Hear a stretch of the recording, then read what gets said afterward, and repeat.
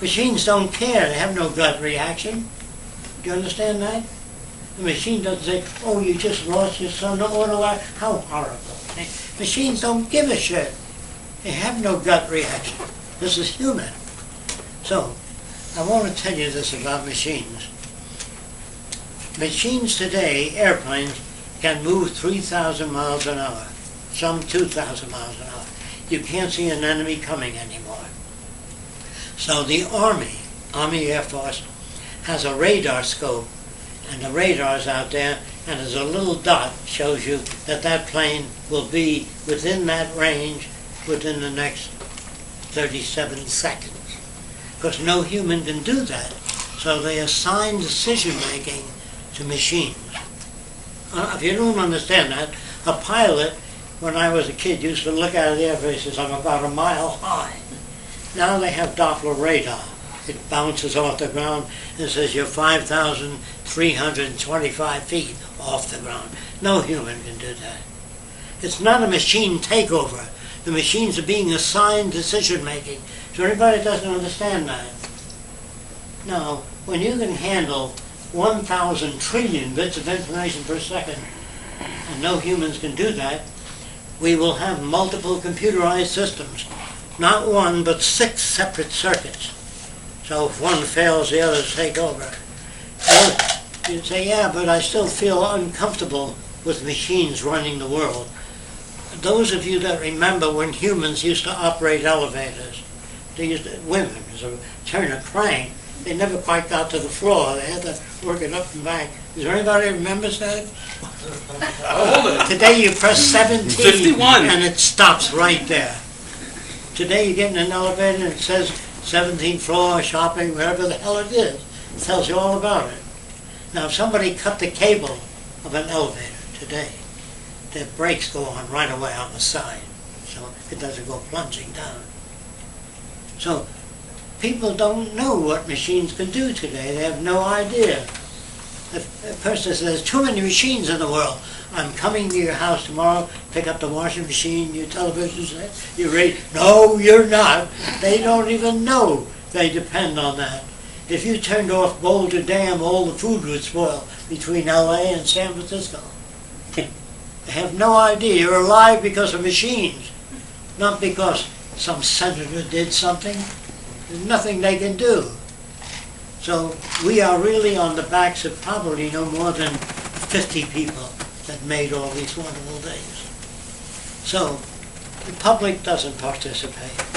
And if you turn science loose and don't have them digging up nickels and dimes for heart disease, cystic fibrosis, they go on digging up nickels and dimes. We got all the goddamn stuff out there. Let's move toward the resource-based economy. Here's what that means. If you're stranded on an island, you say you're on a ship and it sank, and he has $2 million, you have $5 million, she has diamonds, gold, all on an island. The island has no water, no arable land, and no fish. You have nothing. You understand? Money is nothing. It's resources that count. So, we want to move toward a resource-based economy. Now, if the government prints a lot of money and hands it out, research labs will buy things. But we can give them whatever the hell they need. What do you need? An electron microscope? How would you like 2 of them? So we give them whatever they need because we have the resources. The only thing that stops you is money. I don't know how many of you drive the kind of car you want to drive or what you can afford. How many of us live in the kind of house we want to live in or what we can afford. So here you have to watch your nickels and dimes. We can house everyone, build hospitals all over the world. What we need to do is build a global society. So I said to myself when I was 21 and 22, all your ideals sound good, Jock, but how do you know you can change people? You know, how do you know it'll work? And I learned that at the aircraft company. When we built an airplane, we figured it would hold so much weight. And then when it got through, I never saw it except as a kid.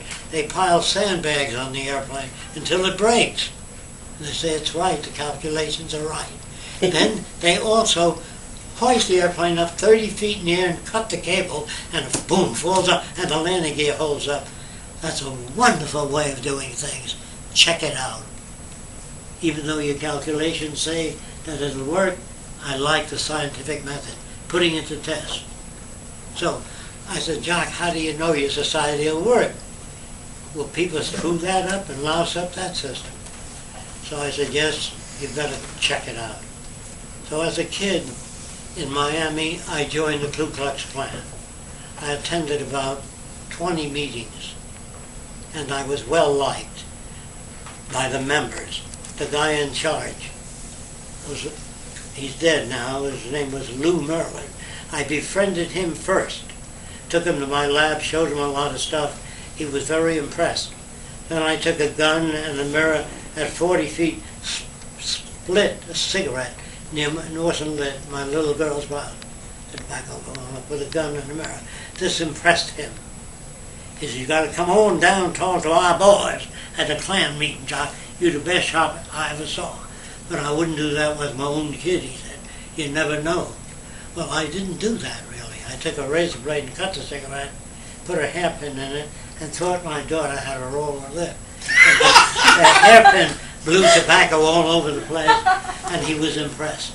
It was my job to impress him. Okay? Nobody knew this, and I used the same language here. Goddamn niggers are taking over. The Jews control everything.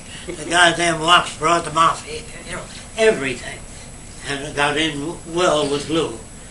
Now, once I was in, I had to turn it around. So I said to Lou, you can just look at a person and tell us this guy's not a thinking man. This man's a thinking. This man's a good man. This man's a bad man. I said, Lou, will you teach us how to do that? He says, Jock, I don't think I can teach you anything. I said, well, you sure can. You just look at a person, tell us all about him. I said, when can I start learning? He said, well, come on down next Klan meeting and I'll teach you how to do that. Well, he was into phrenology also. You know what that is? Bumps on the head. The hairline low, high forehead, intelligent. All the old bullshit. There is a washroom in the corners if you want to use it. Anyway, Lou said, do whatever you have to do. So I brought a projector down and I projected a character on the screen. Lou, tell us all about this guy. And he said he looks like a God-fearing man, a war veteran. He was projecting his own values into this guy. And then he said he looked like a family man. I'd say a good American. Is there anything you want to add? He said, no. I got this picture from the post office.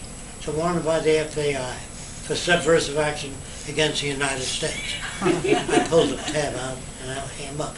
It wasn't me. It just, so they were laughing at Lou now. Never happened before. He always would yak about a lot of things and they'd all shake their head. This time they're laughing at Lou. So I said, you guys shut up. Lou is better at people. So he loused up this time. Give him a chance. We all louse up once in a while. You have to defend them. See, it's called strategy or human engineering. People are not reasonable, which I'll prove to you later on. Anyway, what happened is I then ran a record, just a photograph record of a guy talking. And I said, Lou, what can you tell? He's a smart guy from England. There was a guy in a heavy English accent talking about aeronautics. And Lou was telling me, I see a skinny Englishman with eyeglasses and a bald head. And he was projecting his own values. And then the image comes on 15 minutes later. It's a black guy raised in England. Goddamn nigger, talk like a nigger. This is Lou's reaction. I said, that nigger Lou, I have to use that language, was brought up in England. And he went to college. And he studied aeronautics.